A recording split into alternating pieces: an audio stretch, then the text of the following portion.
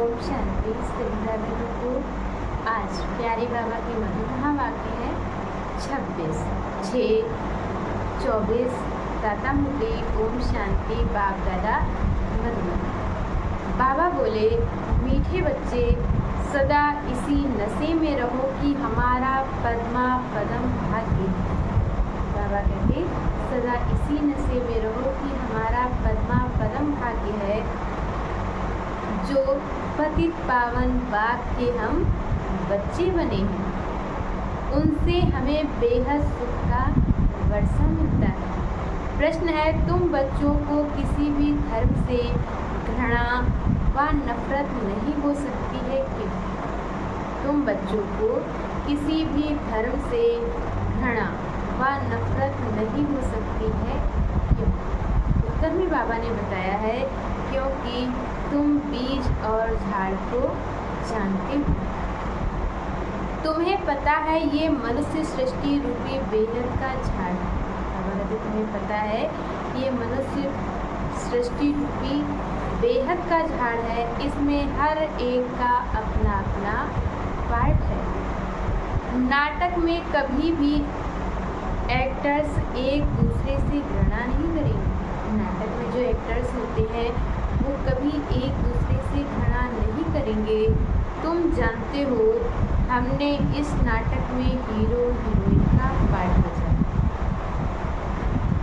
हमने जो सुख देखे वह और कोई देख नहीं सकता है।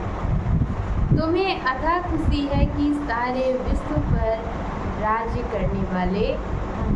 तुम्हें अथाह खुशी है कि सारे विश्व पर राज्य करने वाले हम हैं। ओम शांति। ओम शांति कहने से ही बच्चों को नॉलेज जो मिली है वह सारी बुद्धि में आ जानी चाहिए। बाबा कहते ओम शांति कहने से ही बच्चों को जो नॉलेज मिली है वह सारी बुद्धि में आ जानी चाहिए। बाप की भी बुद्धि में कौन सी नॉलेज है? बाबा कहते बाप की भी बुद्धि में कौन सी नॉलेज है? ये मनुष्य सृष्टि रूपी झाड़ है, जिसे कल्प वृक्ष भी कहते हैं। बाबा कहते ये मनुष्य सृष्टि रूपी झाड़ है जिसे कल्प वृक्ष भी कहते हैं। उसकी उत्पत्ति, पालना, फिर विनाश कैसे होता है, सारा बुद्धि में आना चाहिए। जैसे वह जड़ झाड़ होता है, ये है चैतन्य। बीज भी चैतन्य है, उनकी महिमा भी गाते हैं। वह सत्य है, चैतन्य है, अर्थात झाड़ के आदि मध्य अंत का राज समझा रहे हैं। कोई भी ऑक्यूपेशन को जानता नहीं। प्रजापिता ब्रह्मा के ऑक्यूपेशन को भी जानना चाहिए ना। बाबा कहते प्रजापिता ब्रह्मा के ऑक्यूपेशन को भी जानना चाहिए ना। ब्रह्मा को कोई याद नहीं करते, जानते ही नहीं।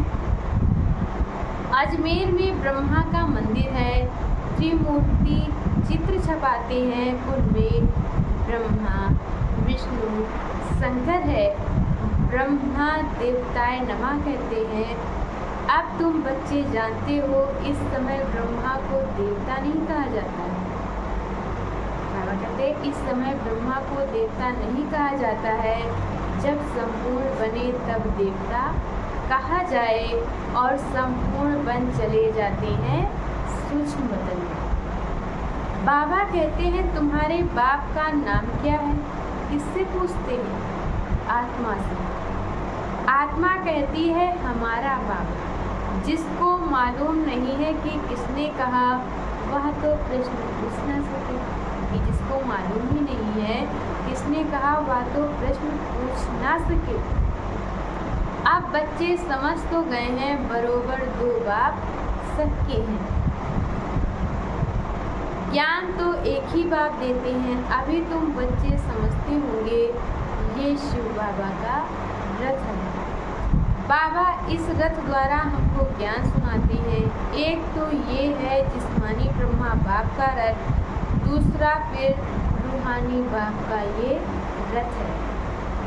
उस रूहानी बाप की महिमा है सुख का सागर, शांति का सागर।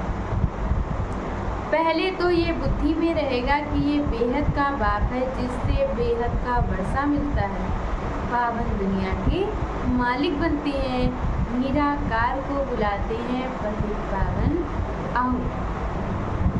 आत्मा ही बुलाती है, जब पावन आत्मा है तब नहीं पुकारते। जब आत्मा पावन है, बाबा कहते हैं, तब नहीं पुकारते हैं। पतित हैं तो पुकारते हैं। अब तुम आत्मा जानती हो वह पतित पावन बाप इस तन में आया है। बाबा कहते हैं, तुम आत्माएं जानती हो कि वह पतित पावन बाप इस तन में आया है। ये भूलना नहीं है कि हम उनके बने हैं। ये सौभाग्य तो क्या पदम भाग्य की बात है।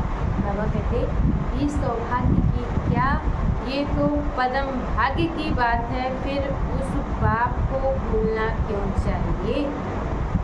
अच्छा, मीठे मीठे सेकंड दे बच्चों को, माता पिता बाप दादा का ज्ञान प्यार और गुड मॉर्निंग। रूहानी बाप की रूहानी बच्चों को नमस्ते। हम रूहानी बच्चों की तरह से रूहानी माता पिता बाप दादा को याद प्यार नमस्ते, ओम शांति, गुड मॉर्निंग, शुक्रिया बाबा शुक्रिया। और आज बाबा ने मुरली में धारण करने के लिए मुख्य सार दिया है। संगम युग पर डायरेक्ट भगवान से पढ़ाई पढ़कर ज्ञानवान आस्तिक बनना और बनाना है। कभी भी बाप व पढ़ाई में संशय नहीं लाना है। बाबा कहते कि संगम युग पर डायरेक्ट भगवान से पढ़ाई पढ़कर ज्ञानवान आस्तिक बनना है और बनाना है, और कभी भी बाप व पढ़ाई में संशय नहीं लाना है। दूसरे पॉइंट में बाबा ने बताया है बाप समान लवली अर्थात प्यारा बनना है। भगवान हमारा श्रृंगार कर रहे हैं, इस खुशी में रहना है। किसी भी एक्टर से घृणा व नफरत नहीं करनी है। हर एक का इस ड्रामा में एक्यूरेट पार्ट। और आज बाबा ने वरदान दिया है सेवाओं की प्रवृत्ति में रहते बीच बीच में एकांतवासी बनने वाले अंतर्मुखी भक्त। साइलेंस की शक्ति का प्रयोग करने के लिए अंतर्मुखी और एकांतवासी बनने की आवश्यकता है। कई बच्चे कहते हैं अंतर्मुखी स्थिति का अनुभव करने व एकांतवासी बनने के लिए समय ही नहीं मिलता। कि हमको अंतर्मुखी स्थिति का अनुभव करने व एकांतवासी बनने का समय ही नहीं मिलता, क्योंकि सेवा की प्रवृत्ति, वाणी की शक्ति की प्रवृत्ति बहुत बढ़ गई। क्योंकि बाबा कहते सेवा की प्रवृत्ति, वाणी के शक्ति की प्रवृत्ति बहुत बढ़ गई है। लेकिन इसके लिए इकट्ठा आधा घंटा व 1 घंटा निकालने की जरूरत है। एक ही साथ में इकट्ठा आधा घंटा व 1 घंटा निकालने के बजाय बीच बीच में थोड़ा समय भी निकालो तो शक्तिशाली स्थिति बन जाएगी। इकट्ठा समय निकालने के बजाय अगर बीच बीच में भी थोड़ा समय निकालते जाएंगे तो शक्तिशाली स्थिति बन जाएगी। और आज की मूवी का स्लोगन है ब्राह्मण जीवन में युद्ध करने के बजाय मौज मनाओ तो मुश्किल भी सहज हो जाएगा। ब्राह्मण जीवन में युद्ध करने के बजाय मौज मनाओ तो मुश्किल भी सहज हो जाएगा। अच्छा, शांति।